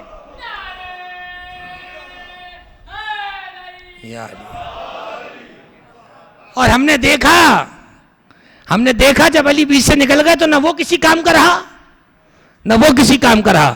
اور واقعی جہاں سے علی نکل جائے وہاں کوئی کام رہتا پھر نہیں ہے, کام وہی رہتا ہے جہاں علی ابن ابی طالب ہو. کہتے ہیں یہ قطب کسے کہتے ہیں؟ تو شاہ عبدالعزیز محدث دہلوی کی کتاب ہے فتاوی عزیزی, فتوے کی کتاب ان کی. کہتے ہیں جب ان سے پوچھا قطب کا معنی کیا ہے, تو کہتے ہیں اللہ اپنے بعض بندوں کو مخصوص فرماتا ہے, اور جب اپنی رحمتوں کو نازل کرتا ہے تو پہلے ان پہ نازل کرتا ہے, پھر ان کی طرف سے دوسرے بندوں پہ نازل کرتا ہے. کچھ سمجھ آیا؟ اللہ جب رحمت نازل کرنا چاہتا ہے تو پہلے کچھ خاص بندے بناتا ہے, پہلے ان پہ رحمت اتارتا ہے, پھر ان کے صدقے سے دوسروں پہ اتارتا ہے. کیا کمال ہو گیا. یعنی میں وسیلہ کہوں تو تمہیں سمجھ میں نہ آئے, اور ایسے کہیں تو تمہیں سمجھ میں آ جائے, تو اسی کو تو وسیلہ کہتے ہیں. اور کیا کہتے ہیں؟ اس لیے کہ اگر ہم اس لائق ہوتے کہ ہم پہ براہ راست اترتا تو ہم پہ بھی اتار دیتا. اس کے رحمت اتارنے میں مسئلہ نہیں ہے, ہماری شکلوں میں مسئلہ ہے. ہماری شکل اس قابل نہیں کہ رحمتیں براہ راست ہم پر آئیں. کچھ چہرے ایسے ہیں کہ انہیں درمیان میں رکھ کر انہیں پہلے دیتا ہے, ان کے صدقے سے ہمیں عطا کر دیتا ہے, ان کے صدقے سے ہمیں دیتا ہے. اسی کو کہتے ہیں دعائے توسل. اور کسے کہتے ہیں توسل؟ میں ویسے کہوں گا تو بدک جائیں گے. اب سمجھ میں آ گیا دعائے توسل کیا ہے. اللہم انا نتوجہ الیک بنبیک نبی الرحمہ, اے اللہ ہم تیری طرف توجہ کرتے ہیں تیرے نبی کے ذریعے سے. یہی تو وسیلہ ہے. یعنی تمہاری بلی میاں ہو اور میری بلی جو ہے وہ نہ ہو. تو اب یہ جملہ سمجھ لیں کیا ہے. اس کے بعد ایک مثال دیتے ہیں, فرماتے ہیں جیسے گھر میں کمرے میں ایک روشن دان ہوتا ہے. جب سورج صبح نکلتا ہے تو پورا سورج آپ کے منہ پر نہیں آ جاتا ایک دم. پہلے سورج کی روشنی پڑتی ہے روشن دان پر, پھر جتنا روشن دان ہوتا ہے اس سے وہ روشنی نکلتی ہوئی آتی ہے آگے تک. فرماتے ہیں بس ہر زمانے کے اندر اللہ نے ایک شرف یہ رکھا کہ اہل بیت کے گھر میں سے, لفظ یاد رکھیے گا کیا ہے, اہل بیت کے گھر میں سے ایک فرد ایسا ہوگا کہ جسے اللہ درمیان میں قطب قرار دے گا اور اس کے ذریعے سے اس زمانے کے لوگوں کو عطا کرے گا. اور اگر اسے درمیان سے ہٹا دے تو نہ کسی پر رحمت نازل کرے گا, نہ برکت نازل کرے گا, نہ مغفرت دے گا, نہ ثواب دے گا, نہ اجر دے گا. یہ میں نہیں کہہ رہا, یہ ایک کتاب بھی شیعہ کی نہیں ہے میرے پاس, ساری کتابیں اہل سنت کی ہیں. یہ غور کے حوالہ نہیں دے رہے, صرف دیکھ کے رکھ لیا. یہ کتابیں مکتوبات مجدد الفسانی اہل سنت کا عالم ہے, اردو کے لٹریچر میں بڑا تذکرہ آتا ہے اس کا بی اے کے اندر. مجدد الفسانی, اس کا مکتوب نمبر 128 میرے سامنے کھلا ہوا ہے, اور عجیب و غریب صفحہ نمبر 186 پہ اس نے جا کر وہی جملہ لکھا جو ہم اگر ویسے کہیں تو آپ کہیں کہ یہ شرک کر رہے ہیں. کہتے ہیں کہ حضرت علی کو وہ مقام حاصل ہے کہ ہر زمانے کے قطب, ابدال, اوتاد, یہ تینوں ولایت کی زبان کے رینک کے جیسا آپ کے ہوتا ہے S H O, A S I, I اور آئی جی اور ڈی آئی جی فلانا ڈھماکا, یہ ولایت کی وہ ہیں عہدے. فرماتے جتنے بھی مرتبے اولیاء کو ملتے ہیں وہ سب حضرت امیر کی اعانت اور ان کی مدد سے ملتے ہیں. بس امیروں کی امیری میں حضرت امیر کو وہ دخل حاصل ہے جو سیر و سلوک کی معرفت رکھنے والوں پہ پوشیدہ نہیں ہے. کیا کمال کا جملہ ہے. یعنی دوسرے لفظوں میں کہنا کیا چاہ رہے ہیں, کہتے ہیں سوائے بے وقوف کے علی کے مقام کو سب سمجھتے ہیں. بس آسان لفظوں میں سمجھا دیا میں نے. بے وقوف کے علاوہ ہر آدمی علی کا مقام سمجھتا ہے. افسروں کی افسری, امیروں کی امیری, بادشاہوں کی بادشاہت جتنی ہے اس سب میں دخل کس کا ہے؟ محمد والے محمد کا. یہ چاہیں گے تو امیری عطا کریں گے. بے زر تھا نا ابو ذر جب آیا تھا, نام ابو ذر تھوڑی تھا, نام تو تھا جندب بن جنادہ, لیکن چونکہ علی سے محبت کی دولت لے کر گیا. آج تک ابو ذر ہے یا نہیں ہے؟ جیتے رہو. ایسا ہے یا نہیں؟ 95% لوگوں کو پوچھو تو نام ابو ذر یاد ہے, 5% لوگوں کو پتا ہوگا نام تھا جندب بن جنادہ. ان 5 میں بھی ہوں. غور کر رہے ہیں؟ ابو ذر, کیا کمال ہے. ابو ذر, اب کون دولت بیچے گا ابو ذر کے آگے؟ وہ ابو ذر ہے, ابو ذر ہے.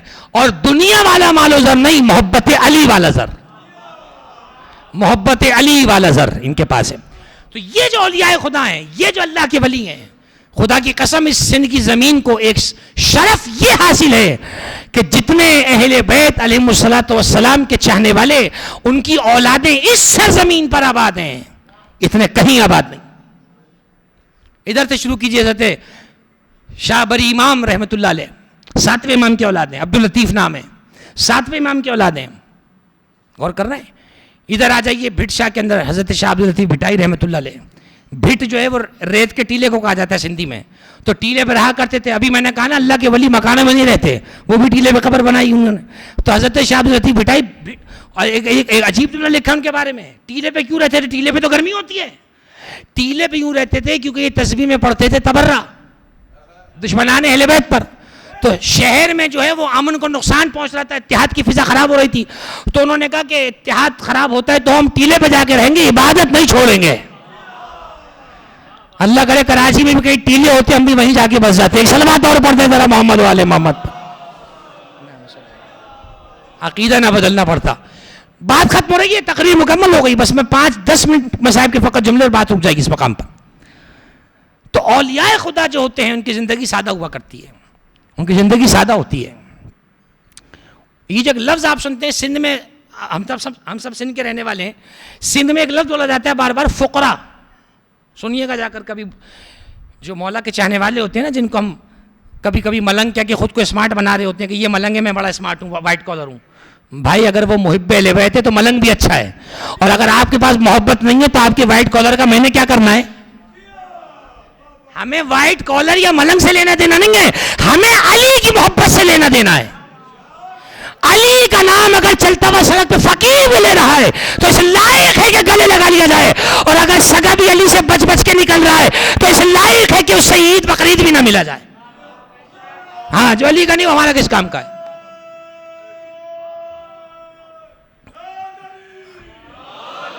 جیتے رہیے بھائی. اب ذرا غور فرمائیے, ایک لفظ بولا جاتا ہے فقراء, بس آخری تقریر کا جملہ ہے. فقراء سندھ میں بولا جاتا ہے, درباروں پہ مزاروں پہ جب آپ جائیں تو فقراء ہے ویسے تو جمع فقیر کی. اچھے خاصے کپڑے پہنے میں اس نے فقیر کیوں کہہ رہے ہیں اسے آپ؟ بہت عرصے بعد یہ راز سمجھ میں آیا جب پیغمبر کی ایک حدیث کا جملہ میں نے پڑھا. یہ پی ٹی وی پہ بھی آ رہی ہوتی ہے حدیث رکھی بھی, کبھی حوالہ ویسے کتاب کا دینا چاہیے لیکن میں پی ٹی وی کا حوالہ دے رہا ہوں آپ کو. پی ٹی وی پہ لکھی بھی آ رہی ہوتی ہے, پیغمبر نے فرمایا الفقر فخری, فقیری میرا فخر ہے. اب سمجھ آیا فقیری کہتے کسے؟ پیغمبر کہہ رہے ہیں فقیری میرا فخر ہے. اب یہ جملہ عجیب سا کیوں لگ رہا ہے؟ کیونکہ ہم تو فقیر سمجھتے ہیں مانگنے والے کو. نہیں, لغت میں فقیر کا معنی معلوم ہے کیا ہے؟ لغت میں ڈکٹوریل میننگ بتا رہا ہوں, فقیر کی جا کے چیک کریے گا, Arabic to Arabic, Arabic to Urdu نہیں. جب عربک ٹو عربک دیکھیں گے تو فقیر کا معنی ہے اشد الناس احتیاجا الی اللہ, جو سب سے زیادہ اللہ کا محتاج ہو اسے اتنا بڑا فقیر کہا جاتا ہے. جو جتنا بڑا اللہ کا محتاج ہو. اب میں آپ سے پوچھ رہا ہوں, اللہ کا محتاج ہونا بڑی بات ہے یا بیکار کی بات ہے؟ کمال بندگی ہے, یہ کمال ہے کہ سوائے اللہ کے کسی کا محتاج نہ ہو. اور یہی شان ہے آل محمد کی کہ سوائے اللہ کے کسی سے سوال نہیں کیا. دعائے عرفہ کی دعا پڑھی آپ نے, کیا کہا دعائے عرفہ میں مولا نے؟ ایک جملہ, پروردگار من وجدک ما فقدک, پروردگار جس نے تجھے پا لیا اس نے کھویا کیا, اور جس نے تجھے کھو دیا اس نے پایا کیا. گویا علی بتانا, حسین یہ بتانا چاہ رہے ہیں کہ بار الہ جس کے پاس تو ہے اس کے پاس سب سے بڑی دولت ہے, جس کے پاس تو نہیں ہے وہ سب سے بڑا غریب ہے. اسی نظریے کو دیکھتے ہوئے خواجہ معین الدین نے کہا تھا شاہ است حسین, بادشاہ است حسین. وہ زمانہ سمجھ رہا یہ والا بادشاہ کا ہے, نہ یہ فقیر یہاں والا ہے, نہ بادشاہ وہ والا ہے. یہ فقیر بھی اور ہے, بادشاہ بھی اور ہے. تو حسین ابن علی وہ امام ہے کہ جو بظاہر سادہ لباس سادی غذا اپنے پاس رکھتے ہیں مگر بادشاہت حسین کے ہاتھ میں ہے. اسی کو بادشاہت کہتے ہیں. بادشاہت اسے نہیں کہتے کہ 400-500 آگے پیچھے لے کر پھر رہا ہو. بادشاہ اسے کہتے ہیں کہ جس کا جھنڈا, جس کا پرچم بغیر کسی سرحد کی قید کے ہر ملک میں لہرا رہا ہو. ہندوستان کا پرچم لہرائیے, صبح گاڑیاں اٹھا کے لے جائیں گی گھر سے آپ کو, اس لیے کہ دشمن ملک ہے. لیکن عباس کا پرچم لہرائیے, عباس کا پرچم لہرانا بتا رہا ہے کہ حسینیت سرحدوں میں مقید نہیں ہے, جہاں جہاں تک انسانیت ہے وہاں تک حسینیت ہے. ایک سلامت پڑی عظمت سرکار عبداللہ شاہ غازی رحمۃ اللہ علیہ. یا علی غور فرمانے میں رضی دو, یہ ہے کمال. اب یہ محبت علی ہے, یہ میں جانتا بھی نہیں کون ہے, اور یہ مجھے بھی نہیں جانتا ہوگا. یہ محبت علی ہوتی ہے. دیکھیں میں آپ سے کہہ رہا ہوں نا, ملنگ وہ یہ ہوتا ہے, وہ کوئی الگ سے مخلوق نہیں ہوتی ہے, 2 ہاتھ ہیں 2 پیر ہیں اس کے بھی. یہ ہے محبت علی, جب کسی میں آ جائے تو پھر بیٹھنے نہیں دیتی ہے. بات وہیں آ گئی جہاں سے شروع ہوئی تھی. پھر انسان ہجرت کی منزل پر ہوتا ہے, پھر وہ چل پڑتا ہے محبت اہل بیت کے اندر, چل پڑتا ہے محبت علی کے اندر. تاریخ گواہ ہے جو ان کی محبت میں چلا وہ کامیاب ہو گیا. ہجرت تو مسلم بن عقیل نے بھی کی ہے. کیا خیال ہے؟ مدینے سے تو گئے, کہاں گئے؟ کوفہ. آیت پھر ترجمہ کر رہا ہوں, سمپ کر دی ساری گفتگو اس مقام پر. جو اپنے گھر سے اللہ رسول کی طرف ہجرت کرتے ہوئے نکلے اور راستے میں قتل کر دیا جائے, اس کا بدلہ اللہ پر ہے. مسلم کس کے کہنے پر نکلے تھے؟ حسین کے کہنے پر. راستے میں قتل ہوئے یا نہیں؟ کون لے گا مسلم کا بدلہ اس آیت کی ذیل میں؟ اللہ مسلم کا بدلہ لے گا. مختار نے تو جو لیا سو لیا, لیکن مسلم کا اصلی جو بدلہ ہے وہ اللہ پر ہے. میں نہیں کہہ رہا, خود اللہ کہہ رہا ہے. سرکار عبداللہ شاہ غازی اولاد امام حسن مجتبیٰ, دادا بھی شہید, پردادا بھی شہید, باپ بھی شہید, آگے جو چچا کا خاندان پورا خاندان شہید. یعنی شہادتوں کی جھرمٹ کے اندر جو ابھر کر نکل کر آئے اسے سرکار عبداللہ لشتر الغازی رحمۃ اللہ علیہ کہا جاتا ہے. شہادتوں کے جہاں شہادتوں کی انجمن سجی ہے, اس درمیان میں جس کے ماتھے پر شہادت کا جھومر سجا ہوا ہے اسے عبداللہ شاہ غازی کہا جاتا ہے. برقعے پہن کے بھاگنے والے عرس مناتے ہوئے اچھے نہیں لگتے. جو برقعے پہن کے جان بجا کے بھاگ رہے ہوں وہ چادریں چڑھاتے ہوئے اچھے نہیں لگتے. ہاں جنہوں نے اپنے گھر بار کو چھوڑا ہو, جنہوں نے اپنی جانیں لٹائی ہوں, اپنے سر کٹائے ہوں, اپنی اولادوں کو لٹایا ہو, قربان کیا ہو, ان کا حق ہے کہ وہ عبداللہ شاہ غازی کو خراج عقیدت پیش کریں. اس کو حق ہے کہ خراج پیش کرے عبداللہ شاہ غازی کو, جس کے دل میں محبت حسن مجتبیٰ ہے. اس کو حق ہے عبداللہ شاہ غازی کے روزے پہ جانے کا کہ جس کے دل میں محبت فاطمہ زہرا ہے. اس لیے کہ عبداللہ شاہ غازی اسے قبول نہیں کریں گے جس کے دل میں ان کے اجداد کی نفرت ہو یا ان کے اجداد کے دشمنوں سے ذرہ برابر محبت کا عنصر ہو. خدا بند متعال بے شمار میرے عزیزو, خدا ہم سب کو اس امام زادے کی بھی شفاعت نصیب فرمائے. ہمارے یہاں ایک عام تاثر یہ ہے کہ عراق میں زیارت ہوگی تو بڑا جو ہے وہ سچ کے جائیں گے, ایران میں ہوگی تو سچ کے جائیں گے, کراچی کی تو یہیں کیے چلتا ہے. یہ یہاں ہے نا, اس لیے ہمیں نہیں پتا. یہی اگر ہوتی ہے ابھی کہیں کربلا میں کسی آگے پیچھے گلی میں تو دماغ کھا جاتے سالارکا میں لے کر چلیں, ہمیں لے کر چلیں. ہم یہاں فری میں مل گئی ہے تو توجہ ہی نہیں ہے کوئی. لیکن یاد رکھیے گا قیامت میں یہ سوال ہوگا کہ میری اولاد تمہارے شہر کے اتنا قریب تھی, تم کیوں نہیں گئے. میں پوری ذمہ داری کے ساتھ جملہ کہہ سکتا ہوں, کم از کم مہینے میں ایک بار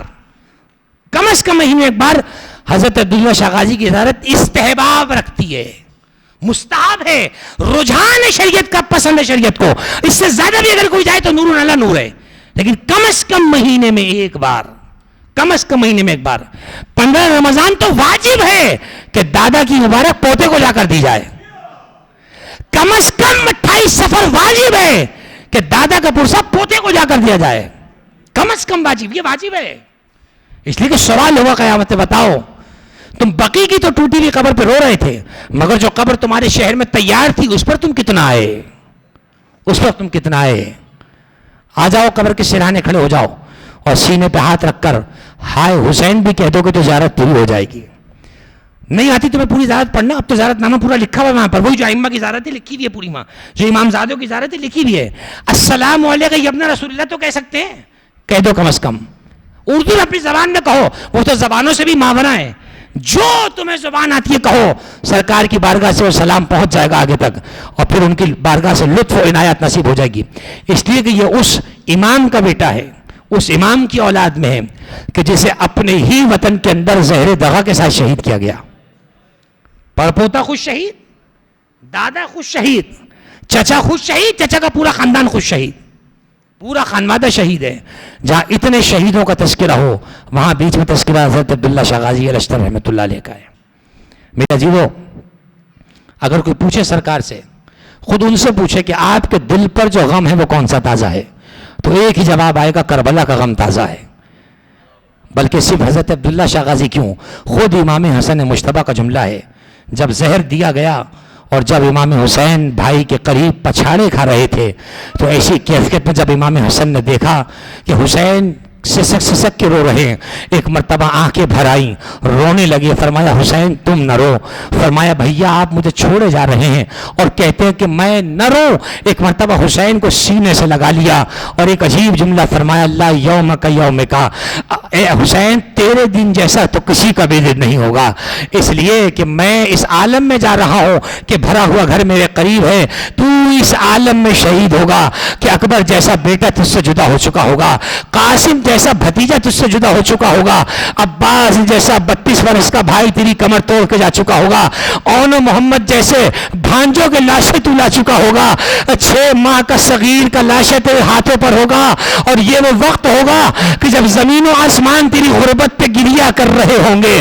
ہاں میرے عزیزو, امام حسن مجتبیٰ کی ایک ہی اولاد اس وقت قریب ہے جن کا نام حضرت قاسم ہے, ورنہ جتنی اولادیں تھی سب قربان کر دی جاتی. اور یہی کہہ کر ایک تعویذ امام حسن نے بازو پہ باندھا حضرت قاسم کے, اور کہا اگر کبھی تمہارے چچا پریشان نظر آئے تو ان سے کہنا یہ تعویذ کھول کے پڑھیں.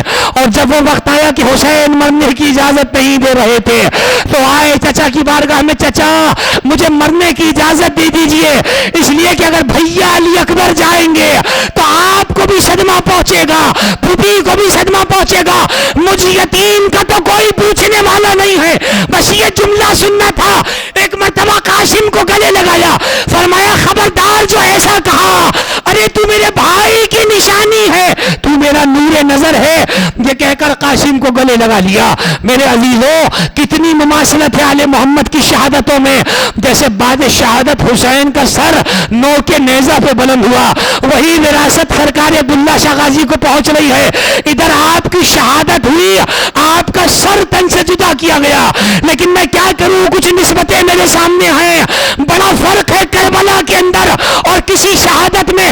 ارے جب سر حسین کاٹا جا رہا تھا تو 70 قدم کے فاصلے پر ایک بہن دعائی دے رہی تھی، لیت السماء ان طبقت الارض، کاش یہ آسمان پھٹ کے زمین پہ گر جائے۔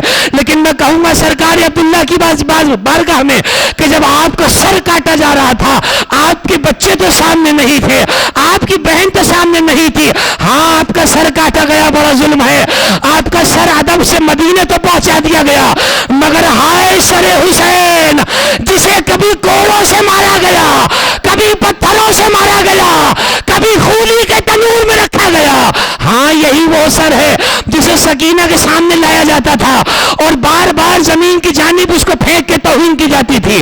اجرکم اللہ، میں کہوں گا آپ کی شہادت بڑی دردناک ہے۔ آپ کی شہادت کسی علاقے میں ہوتی ہے اور آپ کا جسد مطہر ساحل تک پہنچ جاتا ہے، لیکن آئیے ذرا کربلا کی بارگاہ میں، ساحل وہاں بھی ہے لیکن ایک لاشا ایسا پڑا ہے جس کے بازو سلامت نہیں ہے، اور یہ وہی لاشا ہے جس کے بارے میں عجیب بیت کہہ دیا کہ چہرے تمام گردے غریبی سے ہٹ گئے، دو ہاتھ کیا کٹے کہ سبھی ہاتھ کٹ گئے۔ اللہ اکبر۔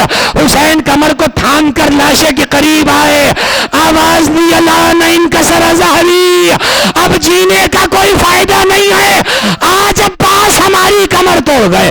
ارے میں اب تعزیت پیش کروں گا تمام سادات کی خدمت میں، حضرت حجت کی خدمت میں، امام مجتبی کی خدمت میں تعزیت ہے، آپ کے پوتے کا پرسہ ہے، لیکن میں کیا کروں کہ جسد مطہر دفن تو ہو گیا، کچھ لوگ تو نصیب ہو گئے جنہوں نے لاش مطہر کو دفن کر دیا، مگر ہائے کربلا جہاں حسین کا لاشا گھوڑے کی ٹاپوں سے پامال کیا گیا، اور جب 3 دن کے بعد بیٹا لاشے پہ پہنچا تو باپ کے لباس میں لاشے کو دفن کر دیا، اور جب قبر بنائی گئی، آج روزہ چمک رہا ہے سرکار کا، لیکن جب امام حسین کی قبر بنی ہے، ایک سادہ سا کتبہ امام سجاد نے لگایا اور ایک پتھر سے مختصر جملہ لکھ کے فرمایا، ھذا قبر ابی عبداللہ الذی قتلوہ الشانہ، ارے یہ میرے پیاسے بابا کی قبر ہے۔ آج اتنے عقیدت من جاتے ہیں، لیکن ہائے وہ زمانہ کہ جب بیویوں نے آنسو بہائے، قبر حسین کو تر کیا، آواز دی بیٹا سجاد، ایک زمانہ ایسا بھی آئے گا جب کربلا کو دیکھ کر سورج بھی شرمائے گا، چاند بھی شرمائے گا، کربلا مر جائے خلائق بن جائے گی۔ الا ولعنت اللہ علی القوم الظالمین وسيعلم الذين ظلموا أي منقلب ينقلبون۔ ماتم۔